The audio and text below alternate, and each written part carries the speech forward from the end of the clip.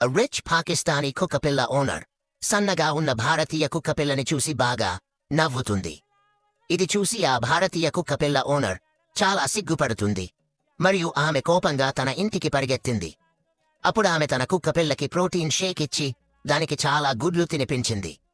అప్పుడు ఆ భారతీయ కుక్క జిమ్కి వెళ్లి బలమైన శరీరాన్ని నిర్మించడానికి బరువైన డంబెల్ను తీసుకొని ప్రతిరోజూ కష్టపడి పనిచేస్తుంది.